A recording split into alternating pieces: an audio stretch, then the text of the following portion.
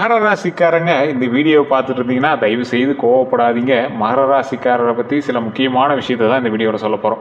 மகர ராசிக்காரர்களுக்கு நல்லா இருக்குது சார், சூப்பராக இருக்குது, குரு பயிற்சியிலேருந்து அருமையாக இருக்குது, தமிழ் புத்தாண்டுலேருந்து நல்லா இருக்குது, 2026 நல்லா இருக்குன்னு நிறைய சொல்லிட்டு இருந்தாங்க. ஆனால் இன்னைக்கு வரைக்கும் நீங்கள் பட்டுட்டு இருக்கிறது மிகப்பெரிய மன கஷ்டமும் பண கஷ்டமும் தான். இதில் முக்கியமாக துரோகங்கள் அனுபவித்த ராசிகள் லிஸ்ட்டில் நீங்கள் ஒரு 2வது அல்லது 3வது இடத்தை கண்டிப்பாக பிடிச்சிருப்பீங்க. நிறைய பேர் உங்ககிட்ட பழகிறவன் உங்களுடைய தேவைக்காக மட்டுமே பழகக்கூடிய நபர் அப்படின்னு கரெக்டாக கணிக்க முடியும். இந்த மகர ராசிக்காரன் ஈஸியாக ஒருத்தன் பழகிறான் அப்படின்னா அவனை பற்றி ஈஸியாக கெஸ் பண்ணக்கூடிய ராசி மகர ராசி.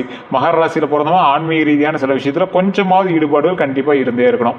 மகர ராசியை பொறுத்த வரைக்கும் மகர ராசியோட குணாதிசயங்கள் ஒன்று இருக்குது, அதுன்னு நான் சொல்லிடுறேன் கேட்டுக்காங்க. இந்த மகர ராசியை பொறுத்த வரைக்கும் பொறுப்புணர்வு மிகுந்தவர் அப்படின்னு சொல்லுவாங்க. ஏதாவது ஒரு விஷயத்துக்குள்ளே போனீங்க அப்படின்னா ரொம்ப அப்படியே உன்னிப்பாக கரெக்டாக டேலி பண்ணணும் அப்படிங்கிற மாதிரி பண்ணுவீங்க. கடின உழைப்பாளிகளில் முக்கியமான நபர் இந்த மகர ராசிக்காரர். எளிதில் யாரையும் நம்ப மாட்டாங்க. வாழ்க்கையை நடைமுறையை, அதாவது வாழ்க்கையை நடைமுறையா பார்க்கக்கூடியவங்க இவங்க தான். இதை இப்படி பண்ணணும், இதை இப்படி பண்ணணும், இப்படி பண்ணாதான் சரி வரும் அப்படின்னு பார்க்கக்கூடியவங்க இவங்க தான். பண விஷயங்கள்ல கவனமா இருப்பாங்க. குடும்பத்தை பாதுகாக்க விரும்புவாங்க. தங்கள் இலக்கை அடையிற வரைக்கும் போராடிட்டே இருப்பாங்க. இதுல முக்கியமான ஒரு விஷயம் என்ன அப்படின்னா பலம், பொறுமை, விடாமுயற்சி, நிர்வாகத்திறன், சேமிப்பு பழக்கம், அதே மாதிரி தலைமை குணம், இது எல்லாமே அதிகமா இருக்கக்கூடிய ராசி இந்த ராசி. இது எல்லாமே பலமா அப்படின்னு கேட்டா பொறுமை. எல்லா ராசிக்காரனை விட இந்த ராசிக்காரனுக்கு பொறுமை கொஞ்சம் அதிகம்னே சொல்லலாம். நீங்கள் நினைக்கலாம், சார் எனக்கு அவ்வளோ பொறுமை இல்லை சார், எல்லாம் திட்டுறாங்க சார் அப்படிம்பீங்க. மற்றவனை கம்பேர் பண்ணும்போது நீங்கள் 70% பொறுமை பரவாயில்ல அப்படின்னு தான் சொல்லணும். விடாமுயற்சி. ஒரு ஆள் ஒரு விஷயத்தை ட்ரை பண்ணா அப்படின்னா பிடிக்கலாம் விட்டுருவான். ஆனால் நீங்கள் அப்படி கிடையாது. அதில் பல முயற்சி எடுத்து விஸ்வரூபமான சில விஷயங்கள் எல்லாமே எடுத்து அப்படியே கொஞ்சம் போராடி ஜெயிக்கக்கூடிய ராசி இந்த மகர ராசி. நிர்வாகத்திறன். ஒரு விஷயத்தை ஒருத்தன் இறங்கி வேலை செய்யறது பாராட்டுகள் பெறலாம். ஒருத்தன் மேல இருந்து மேனேஜ் பண்ணுவான் பாத்தீங்களா, அவன் தான் அதுல மிகப்பெரிய ஒரு டேலண்டட் பர்சன். அவன் தான் லீடர்ஷிப், அவன் தான் தலைமைத்துவத்துக்கான ஒரு பர்சன் அப்படி சொல்லுவாங்க. நிர்வாகத்திறன் கொண்டவன் அப்படின்பாங்க. அதே மாதிரி சேமிப்பு பழக்கம். ஒரு விஷயத்துல சேமிப்பு பழக்கம் இருந்தது அப்படின்னா மிகப்பெரிய ஒரு ஆளா வரலாம். அன்னைத்து காலகட்டத்தில் அவனுக்கு கடனாளியா தெரியலாம். ஆனா வருங்காலத்தில் அந்த சேமிப்பு பண்ண விஷயங்கள் எல்லாமே மிகப்பெரிய ஒரு பிரேக் த்ரூவா இருக்கும்.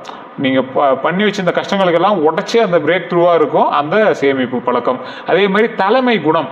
தலைமை குணம் அப்படிங்கிறது ஒரு விஷயத்துல தலைமைத்துவத்தோடு நீங்க இருக்கீங்க அப்படின்னா அதுல ஒரு ஹெட் ஆஃப் த பர்சன் அப்படின்னு சொல்லுவாங்கல்ல.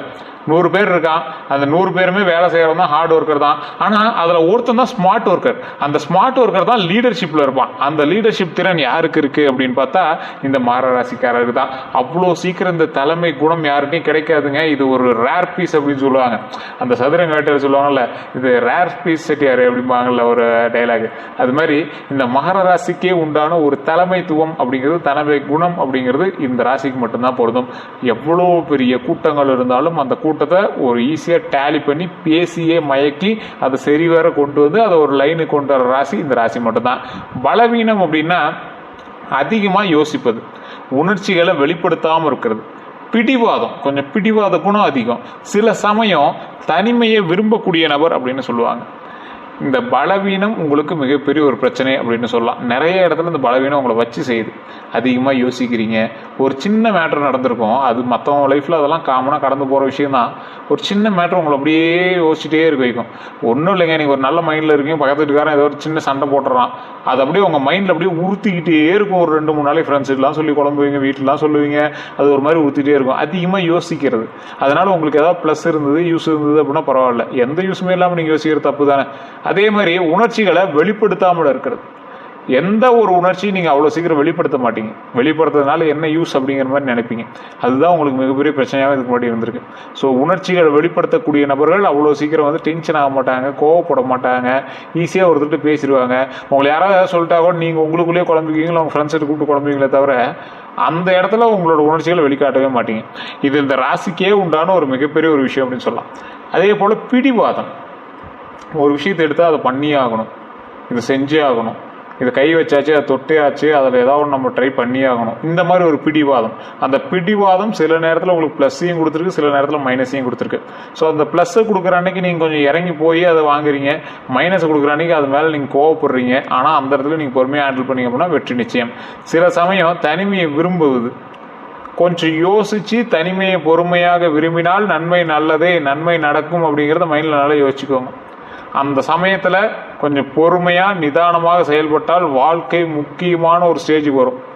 அதாவது தனிமையை விரும்புகிறீங்க அப்படின்னா நீங்கள் மோஸ்ட்லி கதவை சாத்திட்டு ரூமுக்குள்ளே வந்து செல்லை நோண்டிட்டு இல்லை ஒர்க் பண்ணிகிட்டே இப்படியே தான் போயிட்டுருப்பீங்க. தனிமையை விரும்புபவன் வாழ்க்கையை வெறுத்தவன் அல்ல, வாழ்க்கையை பயந்துக்கிட்டு மற்றவங்களோட வாழ முடியாமல் இருக்கிறவன் அல்ல, தனிமையை நேசிப்பவன்.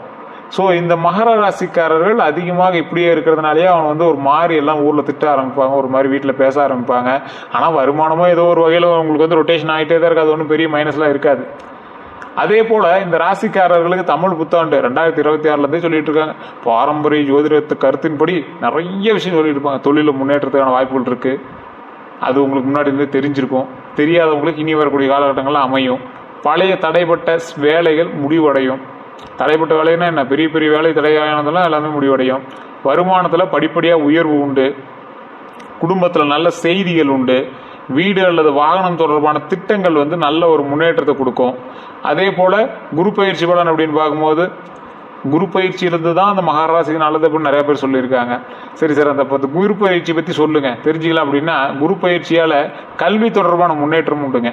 இந்த கல்வி தொடர்பான முன்னேற்றமுமே குழந்தைகள் மூலமாக மகிழ்ச்சி பெறுகிறதுக்கு முதல் வாய்ப்பாக அமையும். தொழிலில் புதிய வாய்ப்புகள் அமையும், புதிய நட்புகள் அமையும், குடும்பத்தில் ஒற்றுமை அமையும்.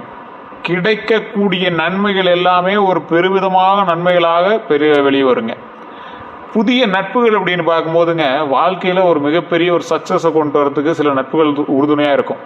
சில நட்புகள் வந்து உங்களை வந்து கொஞ்சம் பேக் அடிக்கிறது கூட பார்க்கும். ஸோ அந்த இடத்துல கொஞ்சம் யோசித்து செயல்பட வேண்டிய ஒரு விஷயத்தில் இருக்கீங்க. அதே போல் குடும்ப ஒற்றுமை, குடும்பத்தில் நீங்கள் எதிர்பார்க்க முடியாத அளவுக்கு ஒற்றுமைகள் சேரும். சண்டையாகி வெளியே போனவங்க எல்லாமே திரும்ப வந்து சண்டை இல்லாமல் சேருவாங்க. கிடைக்கக்கூடிய நன்மைகள் பார்க்கும்போது பதவி உயர்வு உண்டுங்க. சேமிப்பு அதிகரிக்கக்கூடிய நாட்களாக அமையுது. சொத்து சேர்க்கை உண்டு. திருமண முயற்சிகளில் முன்னேற்றம் உண்டுங்க. வண்டி வாகன யோகம் உண்டுங்க. வண்டி வாகன யோகம் வாங்குறவங்களாம் இந்த டைமில் 2 சக்கரம் அல்லது 4 சக்கர வாகனங்கள் வாங்கக்கூடிய நபர்களுக்கு வாய்ப்பு அதிகம். பழைய வாகனத்தை மாற்றக்கூடிய எண்ணம் உள்ளவங்களுக்கு நல்ல ஒரு நேரம் இந்த காலத்தில் பழைய வண்டி மாதிரி புது வண்டி வாங்கலாம். வாகன பராமரிப்பில் கவனம் தேவை. இது ரொம்ப எச்சரிக்கையாக நான் சொல்லக்கூடிய விஷயம். வாகன பராமரிப்பில் கவனம் கண்டிப்பாக தேவைங்கிறது மைண்டில் நல்லா ஞாபகம் வச்சுக்கோங்க.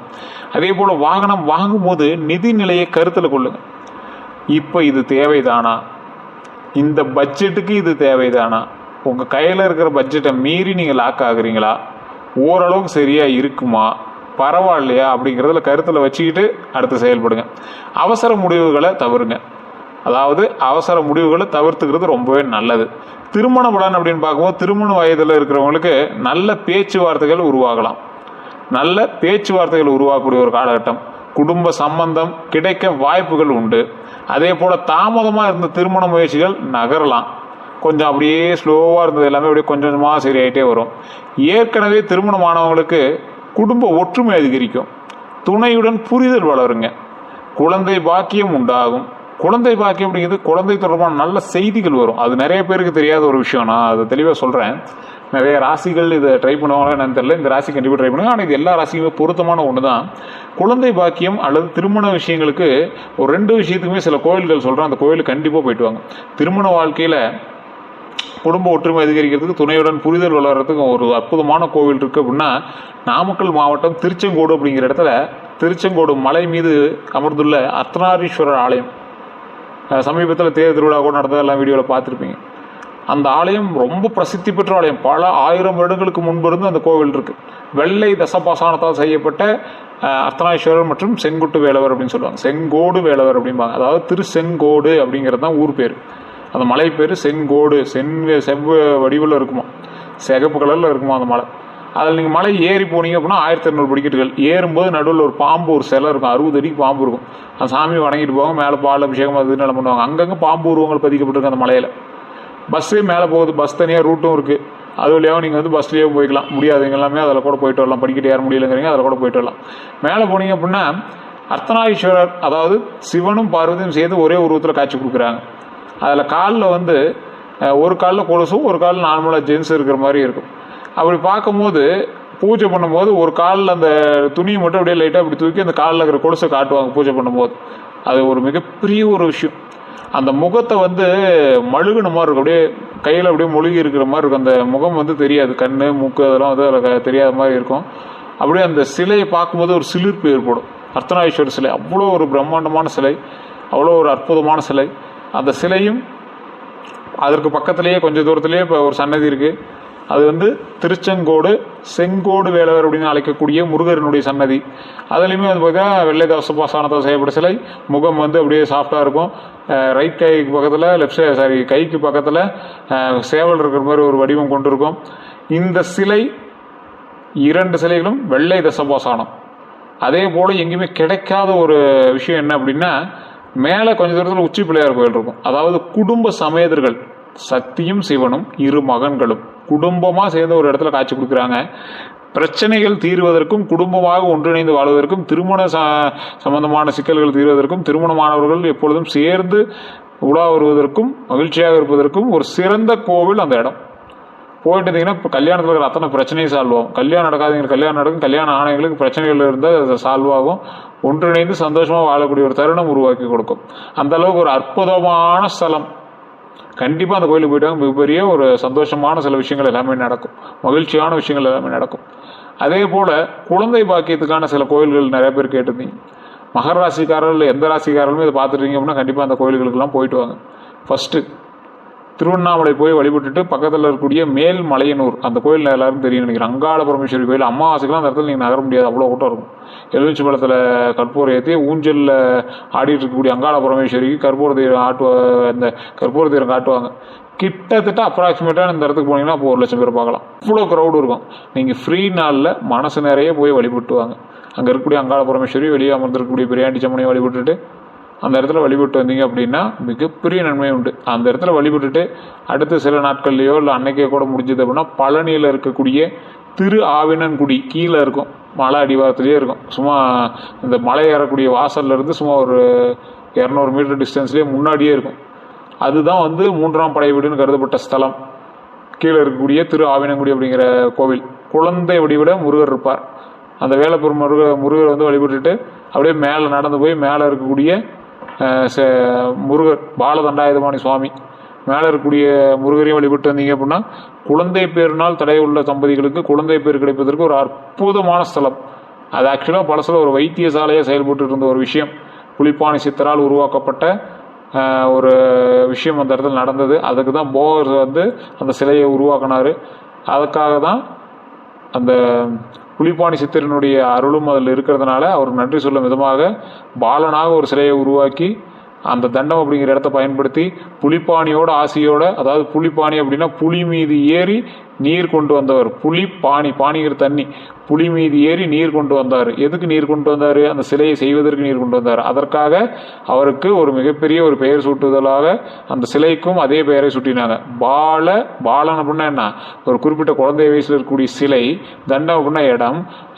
தண்டாயுத பாணி, தண்டத்தை ஆயுதமாக பயன்படுத்தி புலிப்பாணியினுடைய ஆசையால் அந்த சிலை செய்யப்பட்டதால் பால தண்டாயுத பாணி அப்படின்னு அந்த சிலைக்கு பெயர்.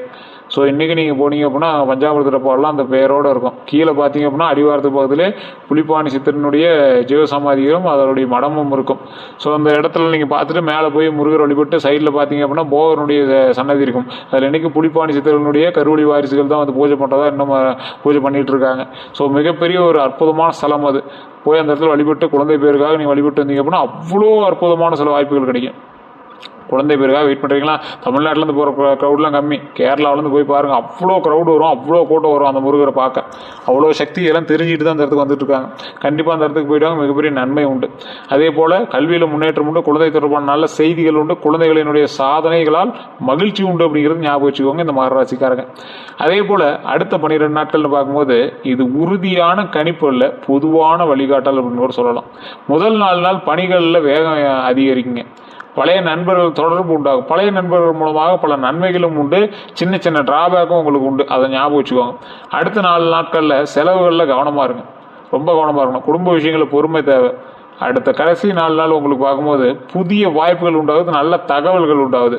கந்திஷ்டி பற்றிய பாரம்பரிய நம்பிக்கையெல்லாம் நிறைய இருந்தாலும் பலர் வந்து நம்புறது போல் திடீர் சோர்வு அல்லது திட்டங்கள் தாமதம், தேவையற்ற தடைகள்லாம் உங்களுக்கு இருந்துச்சு அப்படின்னா இது எல்லாமே கந்திஷ்டி காரணமாக இருக்கிறதுக்கான வாய்ப்புகளும் இல்லை. சில விஷயங்கள் உங்களுக்கு கந்திஷ்டிக்கான வாய்ப்புகளும் இருக்கிறதுக்கான வாய்ப்புகளும் இருக்குது. அப்போ அது என்ன பண்ணும், குலதெய்வத்துக்கு போய் வழிபட்டீங்க அப்படின்னா கந்திஷ்டி கொஞ்சம் விலகும் அப்படிங்கிறது மைண்டில் ஞாபகம் வச்சுக்கோங்க. கற்பூரம் சுற்றி போட்டால் கந்திஷ்டிகள் விலகும். நீங்கள் வணங்க வேண்டிய தெய்வங்கள் பார்க்கும்போது சனீஸ்வர பகவான், மகர ராசிக்கு பாரம்பரியமாகவே சனீஸ்வர பகவான் வந்து ஒரு உறுதுணையாக இருப்பார். அதே போல் ஆஞ்சநேயர் வழிபாடு, தட்சிணாமூர்த்தி வழிபாடு, ஸ்ரீ வெங்கடேஷ பெருமாள் வழிபாடு, பெருமாள் வழிபாடு மகர ராசி உகந்த ஒரு விஷயம். அதே போல் வழிபடுவது சிறப்பாக கருதப்படுது. ஸோ பெருமாள் வழிபாடு நீங்கள் பண்ணீங்க அப்படின்னா ரொம்ப நல்லது. ஃபஸ்ட்டு குலதெய்வ வழிபாடு மறந்துடாதீங்க. குலதெய்வ வழிபாடு கண்டிப்பாக பண்ணும். எந்த நிறை ஆடை வந்து உங்களுக்கு நல்லது அப்படின்னா கருநீலம், அடர் நீலம், அதே போல் கருப்பு, சாம்பல் நிறம், இதுதான் வந்து உங்களுக்கு மேட்சிங்கான ஒரு ட்ரெஸ்ஸு. அதுக்கான நிறம் அதுக்கு தகுந்த மாதிரி பண்ணிங்க அப்படின்னா நல்லதாக நடக்கும். தானமாக வழங்கலாமா அப்படின்னா கருப்பு துணி வந்து நீங்கள் வந்து தானமாக வழங்கலாம். உணவு, கல்வி உதவி இதெல்லாம் வந்து நீங்கள் வந்து தானமாக வழங்கலாம். ரத்தினங்கள்னு பார்க்கும்போது நீலம், பாரம்பரிய ஜோதிடத்தின்படி நீலம் வந்து கண்டிப்பாக நீங்கள் உங்களுக்கு வந்து பெஸ்ட்டாக இருக்கும். அதனால் ரத்தினங்களை வந்து அணிவதற்கு முன் தகுதியான ஜோதிடர்கள்ட்ட ஆலோசனை செஞ்சு வாங்கிறது ரொம்ப நல்லதுங்க. செல்ல வேண்டிய கோயில்கள்னு பார்த்தா முன்னாடியே சொன்னது இந்த சனீஸ்வரன் வழிபாடு உங்களுக்கு பெருது நல்லது. அதனால் திருநள்ளாறு சனீஸ்வரன் கோயில் போயிடுவாங்க. திருப்பதி ஸ்ரீ வெங்கடேச பெருமாள் கோயிலுக்கு போயிட்டது ரொம்ப நல்லது. நாமக்கல் ஆஞ்சநேயர் கோயிலுக்கு வழிபட்டுவாங்க. அதுக்கு முன்னாடியே இருக்கக்கூடிய நரசிம்மர் வழிபட்டிங்க அப்படின்னா இன்னும் உங்களுக்கு சிறப்பு. அதே மாதிரி ஆலங்குடி குருஸ்தலம் அங்கே போய் வழிபட்டிங்க அப்படின்னா மிகப்பெரிய நன்மை உண்டு. சரி, என்ன செய்யணும் செய்யக்கூடாதுங்கிறத சொல்லுங்க சார் அப்படின்னா நேர்மையாக உழைக்கணும். உங்களை பொறுத்த வரைக்கும் நேர்மையாக உழைக்கிறது மட்டும்தான் பழிக்கும். செலவுகளை கட்டுப்படுத்தணும், பெற்றோரை மதிக்க வேணும், உடல் நலத்தை கவனிக்கணும், சேமிப்பு அதிகரிக்கணுங்கிறது மைண்டில் ஞாபகம் வச்சுக்கோங்க. என்ன செய்யக்கூடாது சார் அப்படின்னா அவசர முதலீடு கூடவே கூடாது. யாரையும் கண்மூடித்தனமாக நம்பவே கூடாது. கோபத்தில் முடிவெடுக்கிறது கூடவே கூடாது. கடன் வாங்கி ஆடம்பர செலவு தயவு செய்து விட்டுருங்க. யார்கிட்ட எச்சரிக்கையாக இருக்கணும் அப்படின்னு கேட்டால் இனிமையாக பேசுகிறவங்கிட்ட, ஆனால் செயலால் அதாவது இனிமையாக பேசுவாங்க. ஒரு செயல்னு வந்துச்சுன்னா அதில் வந்து உதவ மாட்டாங்க. பண விஷயங்களில் தெளிவில்லாதவங்ககிட்ட எச்சரிக்கையாக இருங்க. வதந்தி பரப்புறவங்ககிட்ட ரொம்ப எச்சரிக்கையாக இருங்க.